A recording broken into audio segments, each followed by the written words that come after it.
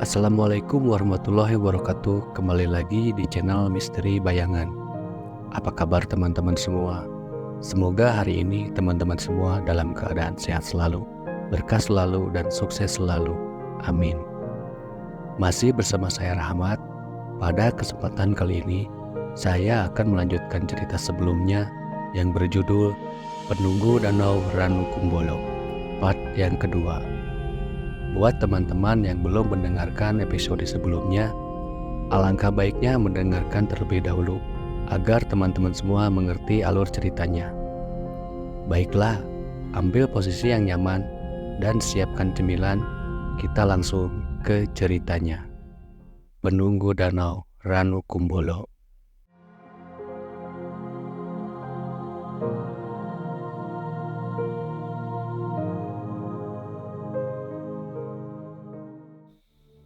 Riz, Ujar seorang pria menepukku dari belakang.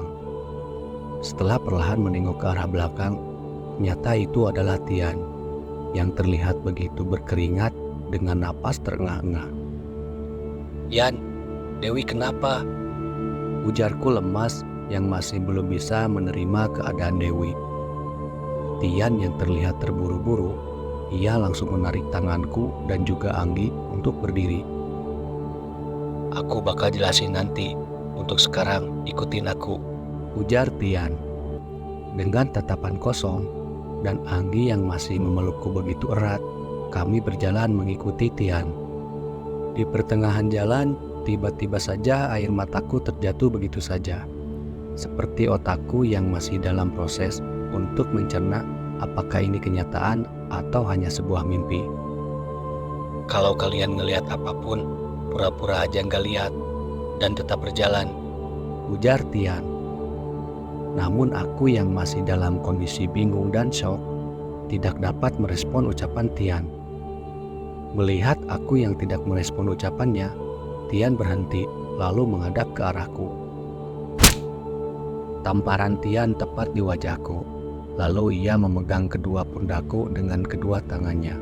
Ia menatapku dengan tajam. Rizka, sadar. Ini bukan saatnya kamu shock. Kamu harus tenang. Karena bukan kamu saja yang ngalamin. Ujar Tian dengan nada tinggi.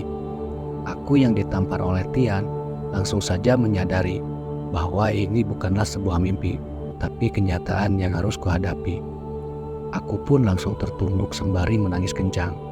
Anggi dengan kondisinya yang hanya sedikit lebih baik dariku, mencoba untuk menenangkanku dengan menepuk-nepuk punggungku. Riz, tenangin diri kamu. Kamu harus ikut aku dulu sekarang. Ucap Tian sembari mengusap air mataku dengan sapu tangannya.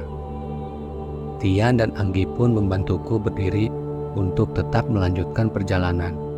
Dalam perjalanan mengikuti Tian, aku melihat punggungnya. Dan aku tiba-tiba saja berpikir, mengapa Tian yang aku kenal selama ini bisa begitu tangguh seperti ini? Padahal dia di kelas hanya diam dan selalu menjadi korban bulian anak-anak di kelas kami. Namun melihatnya seperti ini, aku seperti melihat sisi lainnya yang berbeda. Kita mau kemana, Yan? Tanya Anggi. Kita akan ke tenda yang sudah aku bangun tadi. Di sana lebih aman. Ujar Tian. Apa kau mengingat jalan kembali ke sana dengan kabut setebal ini? Tanya Anggi kembali sembari merangkulku. Tenang saja. Ketika aku menghampiri kalian, aku meninggalkan potongan-potongan ranting untuk kujadikan arah ketika aku ingin pulang. Jawab Tian. Di tengah perjalanan, aku melihat ada seorang murid dalam keadaan tengkurap di depan kami. Yan, itu kenapa? Bantu dulu. Ujarku sembari menunjuk. Tian pun menengok ke arahku. Lalu ia menggeleng-gelengkan kepalanya. Aku akan menjelaskannya nanti. Untuk sekarang, apapun yang kalian lihat, jangan kalian sentuh atau tegur, apapun itu. Ujar Tian dengan wajah serius. Aku dan Anggi hanya bisa menurutinya, karena dengan keanehan yang telah kami lewati sampai titik ini, lebih baik kami menuruti apa yang Tian katakan. Karena sepertinya ia lebih tahu tentang apa yang sebenarnya terjadi. Sepanjang perjalanan, aku beberapa kali melihat murid perempuan atau laki-laki tergeletak di jalan. Aku dengan sekuat tenaga mencoba untuk tidak memperdulikannya dan tetap berjalan, meskipun air mata yang menetes ini tidak bisa berbohong. Karena beberapa di antara tubuh yang tergeletak tadi, aku mengenali wajah mereka.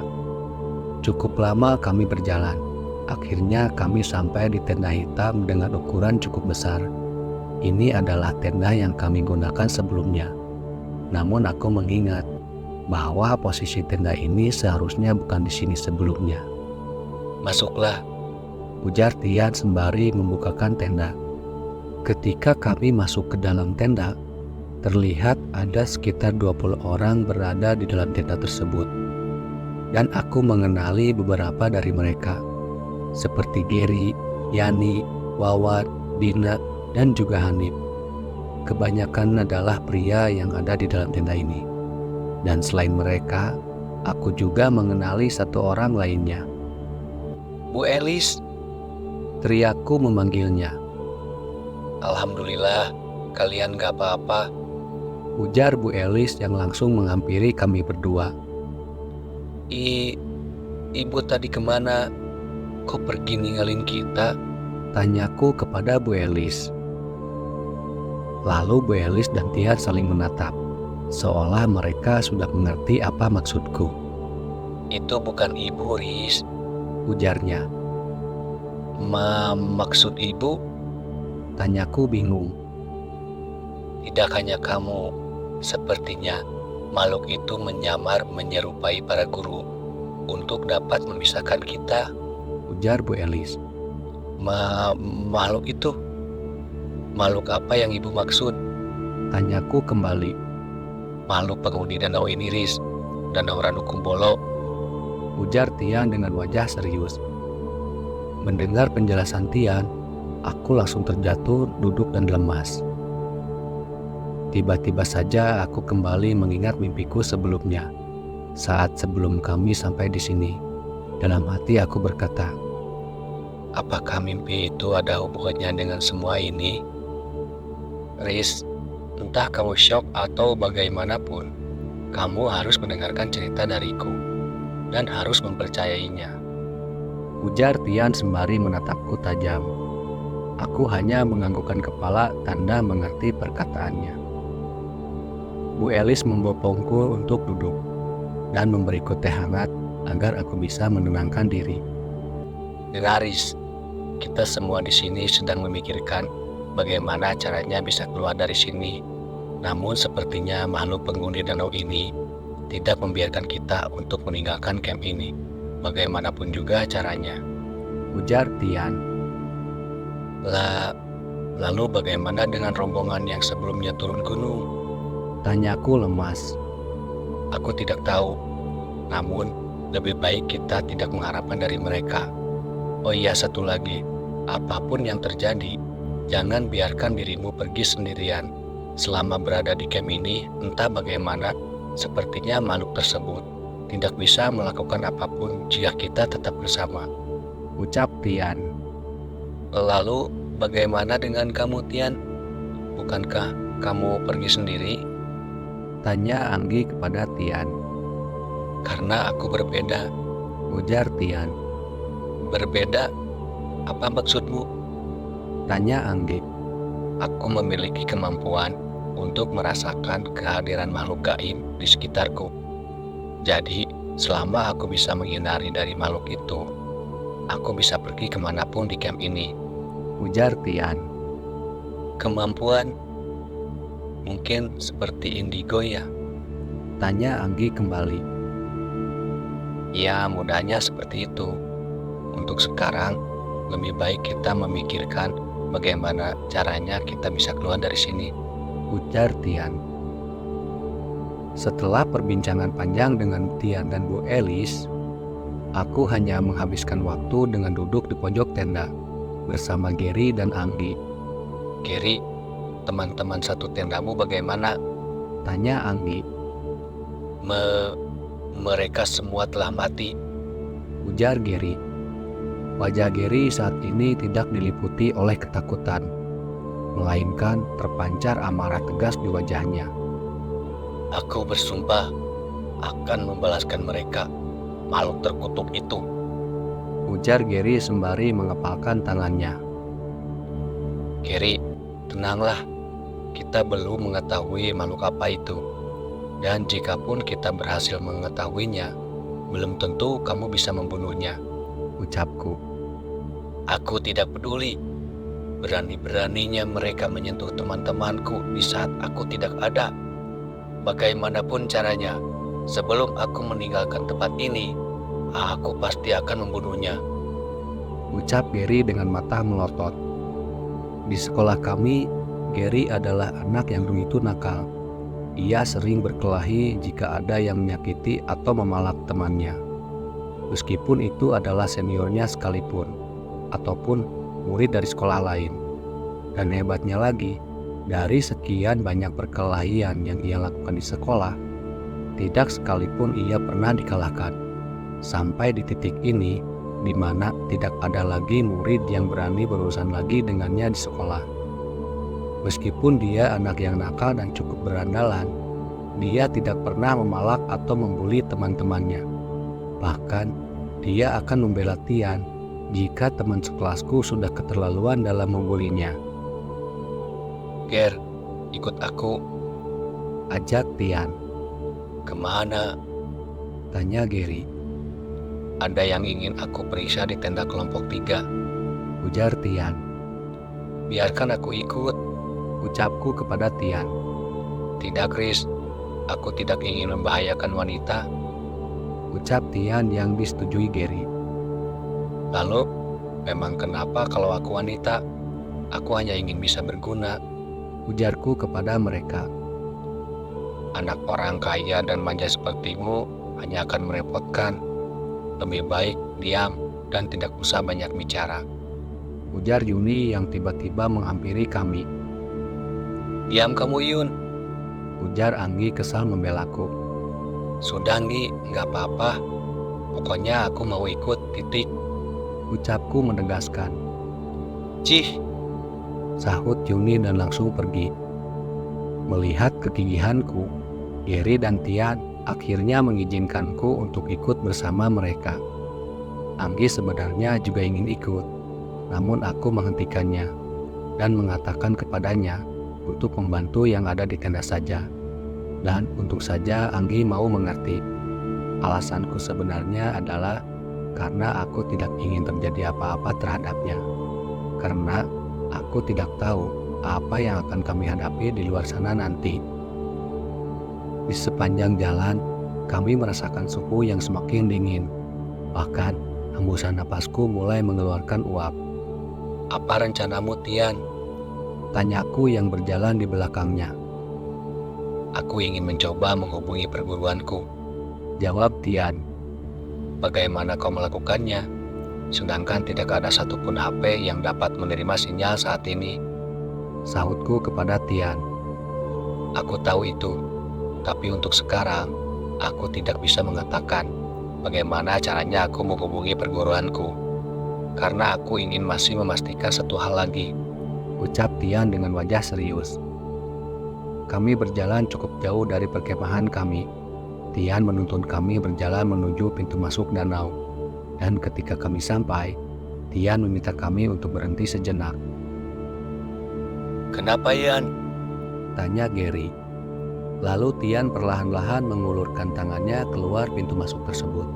Dan hal yang mengejutkan pun terjadi. Seolah bagian tangannya yang melewati pintu masuk tersebut menghilang.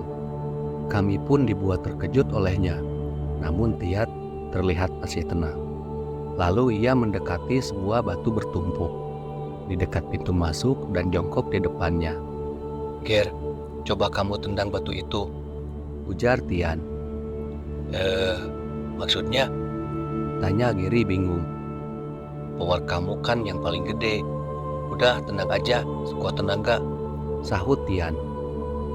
Gary yang sebenarnya tidak memahami maksud Tian memilih untuk menurutinya. Batu bertumpuk tersebut berserakan setelah ditendang oleh Gary. Lalu apa? Tanya Gary. Sebentar, kita tunggu. Ujar Tian. Beberapa saat kemudian, tiba-tiba saja kami kembali dikejutkan oleh fenomena yang begitu aneh.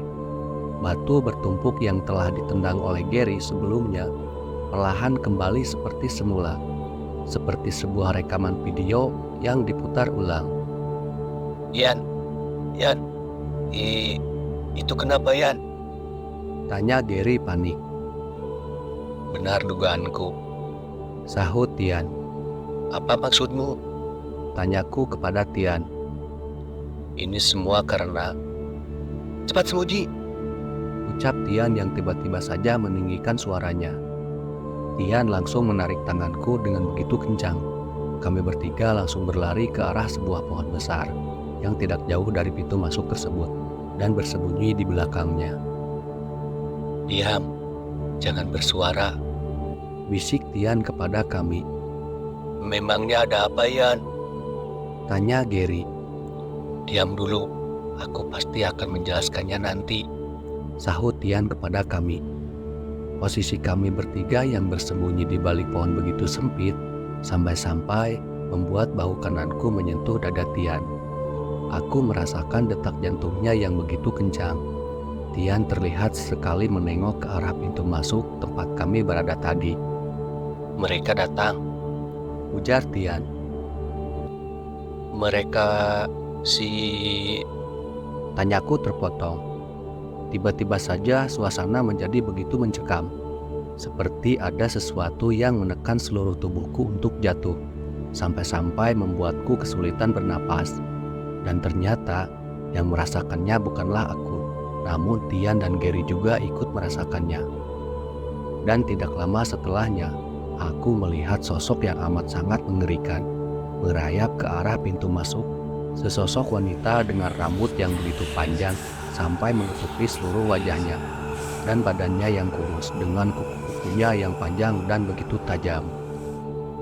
Sontak aku pun terkaget dan ingin berteriak. Tiba-tiba saja Tian langsung membekap mulutku. Di saat aku ingin berteriak karena takut, dia langsung memberikan kode untuk diam dengan tangannya. Makhluk tersebut terlihat menengok ke arah kiri dan kanan, seolah sedang mencari sesuatu, dengan sesekali berteriak dan juga tertawa di saat yang sama.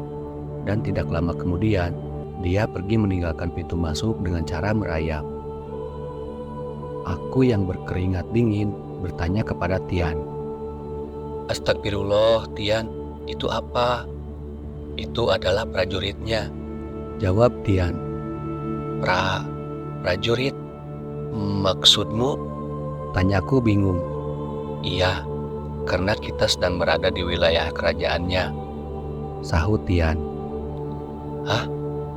Sahutku kepada Tian. Lalu Tian menarik tanganku dan juga mengajak Gary untuk ikut kembali ke tenda. Dengan perasaan bingung yang semakin mencengkram otakku. Aku sangat ingin bertanya kepada Tian tentang apa yang terjadi. Namun di sisi lain, aku merasa begitu takut untuk mengetahui kebenarannya. Kita sekarang bukan berada di dunia kita. Ujar Tian sembari berjalan. Maksudmu? Kita berada di alam gaib? Tanya Gary yang terlihat mencoba untuk tenang.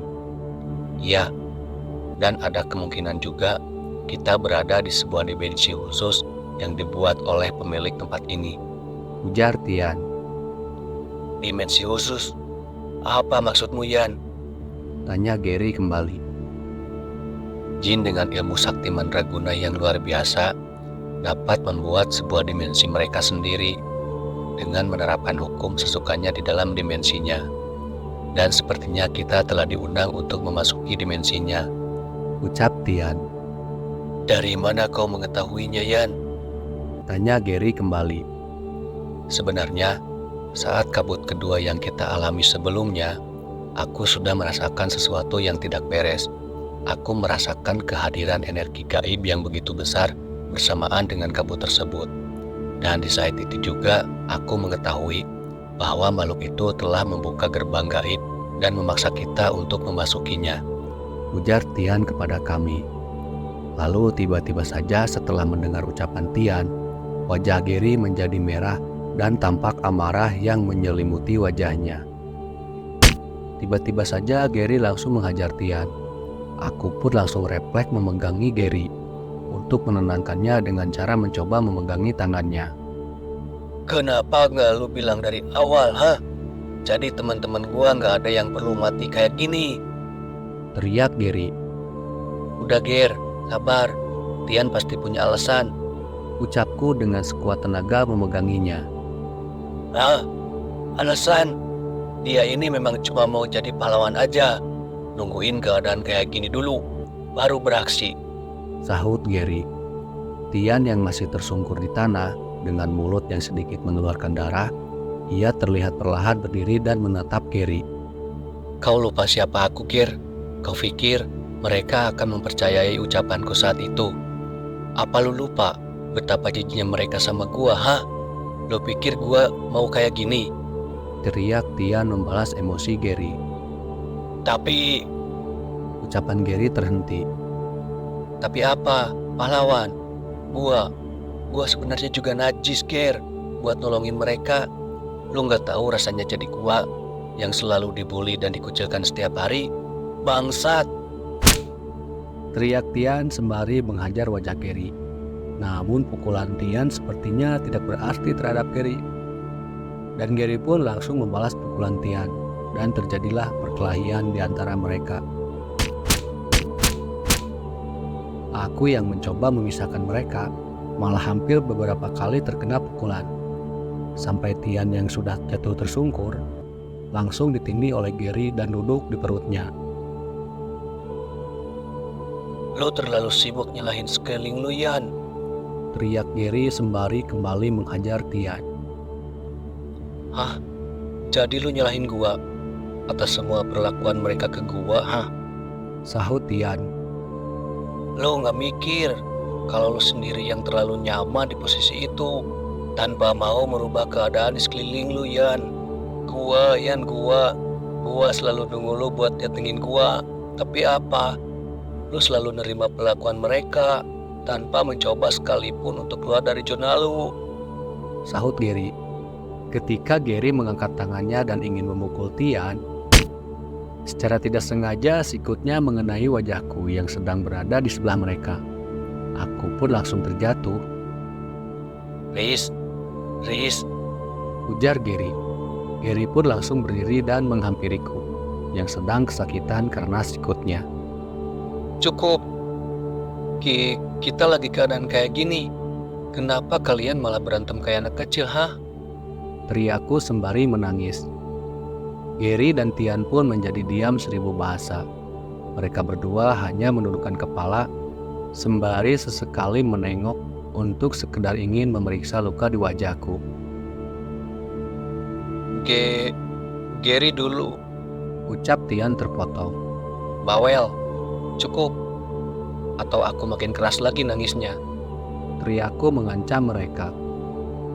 Lalu Gary dan Tian saling menatap satu sama lain, seperti menyadari bahwa apa yang baru saja mereka lakukan adalah tindakan yang bodoh. Hahaha. Tian tertawa. Mendengar tawa Tian yang belum pernah kami lihat sebelumnya membuat kami aneh. Yan, please stop. Jangan ketawa. Sahut Gary. Kenapa? Tanya Tian. Aneh. Hahaha. Sahut Gary dengan tawa besar. Mereka berdua pun terlihat sedang menikmati momen. Mereka meledek satu sama lain, seperti perkelahian mereka sebelumnya tidak pernah terjadi. Atau malah, perkelahian tadi seperti sebuah gerbang untuk Tian, agar mau keluar dari zona yang selama ini membelenggunya. Hah? Dasar cowok. Gumamku dengan senyum. Lalu kami bertiga kembali berdiri dan melanjutkan perjalanan. Walaupun masih tampak sekali perasaan bersalah mereka, yang sampai membuat pipi kiriku sedikit bengkak. karena sikutan dari Gary tadi. Meskipun aku sudah meminta mereka untuk tidak perlu mengkhawatirkannya. Ada kemungkinan. Ujar Tian. Kemungkinan? Maksudnya? Tanya Gary. Ya, ada kemungkinan kalau kita bisa menghidupkan teman-teman kita yang telah mati.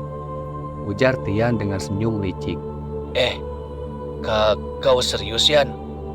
Tanya Gary. Ya, walaupun aku belum yakin sepenuhnya, tapi maukah kalian membantuku? Tanya Tian. Tentu, bodoh. Aku akan menolongmu. Ujar Gary sembari merangkul Tian. Kini kami semua sedang berkumpul di dalam tenda. Tidak lupa, Tian menceritakan pengalaman kami saat berada di luar tadi. Termasuk fenomena batu yang kembali ke posisi semula setelah ditendang oleh Gary. Jadi, ada kemungkinan seluruh murid dan guru yang telah tewas bisa dihidupkan kembalian? Tanya Bu Elis dengan antusias tinggi. Tenang dulu, Bu. Biarkan Tian menjelaskan terlebih dahulu. Ujar Gary menenangkan. Oh iya, maafkan Ibu. Silakan lanjutkan, Tian. Sahut Bu Elis.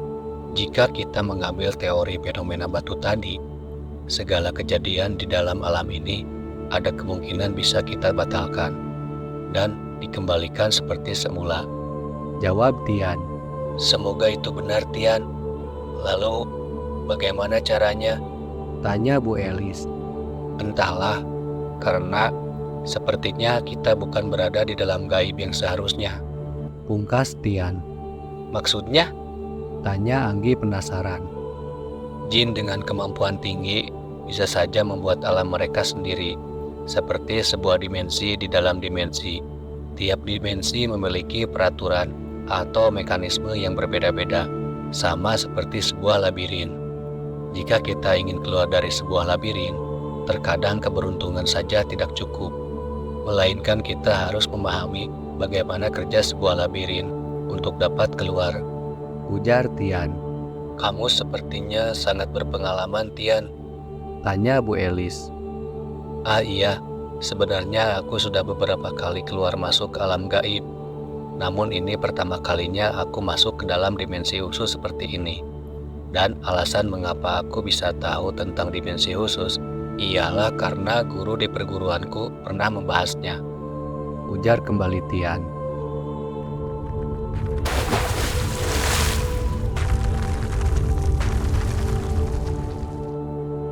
Tiba-tiba saja terdengar suara gemuruh air yang begitu keras, dan dilanjutkan dengan suara gendang yang juga sama kerasnya. Murid-murid pun terlihat takut dan panik. Bahkan, Bu Elis yang mencoba untuk menenangkan mereka pun tidak bisa menyembunyikan rasa paniknya sendiri. Suara apa itu, Tian? Tanya Gary. Mereka memanggil. Ujar Tian. Apa maksudmu? Seperti yang kukatakan, mereka seperti sedang memanggil kita untuk keluar. Jawab Tian. Lalu, apa yang harus kita lakukan? Tanyaku kepada Tian. Aku akan keluar. Ujar Tian kembali. Apa kau gila, Yan? Bisa saja itu adalah sebuah jebakan. Ucap Gary. Lalu, apakah kau memiliki ide yang baik? Tanya Tian. Tidak ada. Tapi itu terlalu berisiko, Yan. Ujar Gary kembali. Kita kehabisan pilihan, Ger. Kalian tunggu saja di sini. Aku akan pergi sendiri. Ujar Tian sembari berdiri. Lalu, aku tanpa sadar memegangi celananya, seperti enggan untuk melepas ia pergi. Aku ikut. Ucapku memberanikan diri. Dengan sedikit paksaan, akhirnya Tian mengizinkanku untuk menemaninya keluar tenda. Sedangkan Gary diminta untuk berjaga di dalam tenda. Karena untuk saat ini, dia adalah murid yang paling bisa diandalkan dalam hal melindungi. Aku menarik napas panjang dan memberanikan diri untuk beranjak keluar tenda. Dengan suara dentuman gendang yang tiada henti memanggil-manggil kami, aku dan Tian berjalan mendekati danau. Dan ketika kami sampai di tepi danau, tiba-tiba saja suara dentuman tersebut berhenti. dan suasana menjadi sangat hening.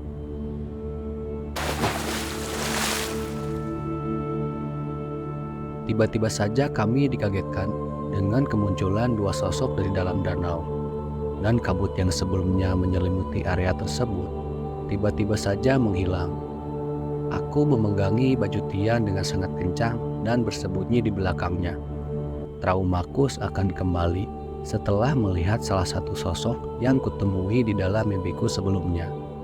Sosok pria berkulit putih susu yang tak memiliki hidung dan mulut, hanya mata yang berwarna putih polos. Lalu makhluk yang satunya seperti wanita yang berambut sangat panjang sampai menyentuh tumitnya. Aku tidak bisa melihat wajahnya saat itu karena seluruh wajahnya tertutupi oleh rambutnya dan warna kulitnya sama seperti jin yang satunya. Rizka, ujar jin pria tersebut dengan suara yang begitu berdengung di kupingku. Aku pun langsung menyembunyikan wajahku di belakang leher Tian. kau mengenalnya, Riz? Tanya Tian kepadaku. Dia makhluk yang pernah muncul di dalam mimpiku, Yan. Sahutku pada Tian. Hah? Mimpi? Jadi dia adalah sosok yang mengikutimu semenjak kita mendaki, Riz? Sahut Tian. Tian terlihat begitu tenang. Dengan kepala tegap, ia menatap tajam ke arah dua jin tersebut. Rizka, aku jatuh hati kepadamu saat pertama kali melihatmu.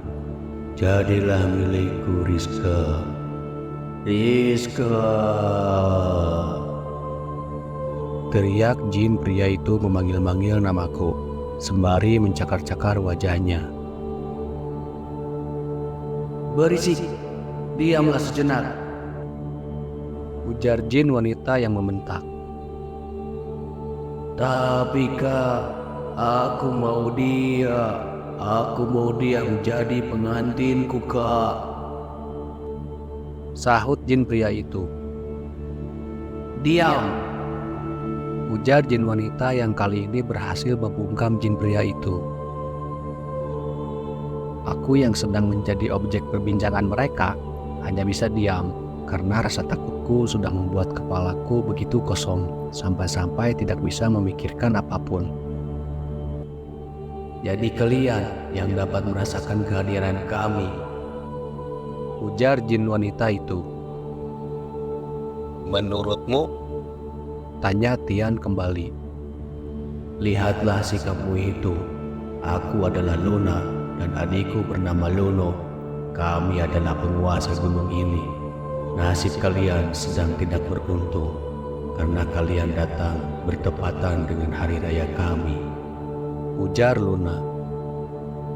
Hah? Hari raya? Apa yang kalian sedang rayakan? Tanya Tian kembali. Anggap saja kalian adalah sapi yang akan kami korbankan kepada dewa kami, pemilik sejati gunung ini. Kalian harusnya bersyukur dengan nyawa kalian, maka ketentraman akan tetap terjaga. Ujar Luna kembali. Kak, Rizka, hanya Rizka saja.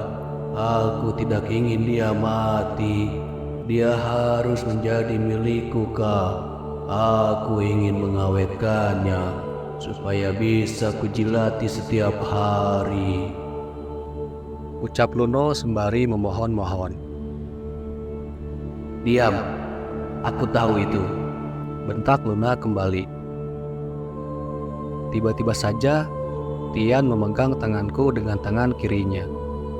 Sedangkan aku masih menyembunyikan wajahku di belakang Tian tanpa benar-benar mengerti ucapan mereka.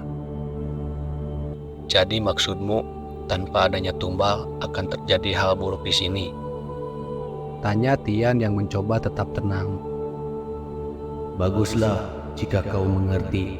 Roh kalian akan menjadi persembahan untuk dewa kami. Dalam 1 jam dari sekarang, berkumpullah di tepi danau, maka akan kujanjikan kematian tanpa rasa sakit. Ujar Luna. Setelah berbicara dengan Tian, terlihat mereka berdua perlahan turun dan kembali masuk ke dalam air. Dan setelah menghilangnya mereka, kabut tebal kembali menutupi sekitaran danau.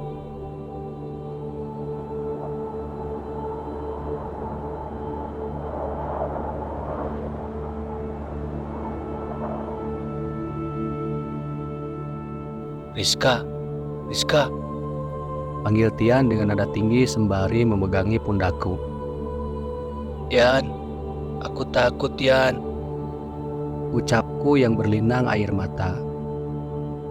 Lalu Tian memelukku, sembari mengelus-ngelus kepalaku dengan lembutnya. Ia mencoba sekuat tenaga untuk tenang, karena aku bisa merasakan detak jantungnya begitu cepat saat ia memelukku. Aku berjanji akan mengeluarkanmu. Ucapnya sembari menatapku tajam. Iya Yan. Jawabku kepada Tian. Tiba-tiba saja, tanpa kusangka-sangka sebelumnya, Tian menciumku tepat di bibirku. Aku pun begitu terkejut sampai-sampai tidak merespon apapun.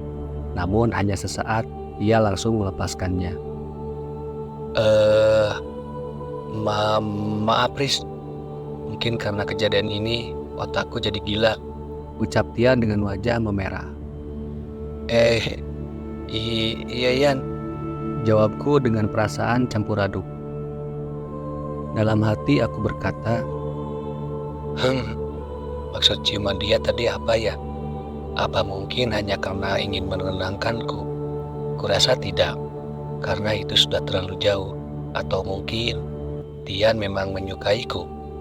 Tidak mungkin. tapi entah mengapa, aku tidak bisa marah. Padahal itu adalah ciuman pertamaku. Tanpa mau bertele-tele, Tian kembali mengajakku untuk kembali ke tenda. Ketika kami berjalan, entah mengapa kali ini Tian seperti menjaga jarak dariku. Setiap kali aku mencoba untuk mendekatinya, ia malah terus menjauh.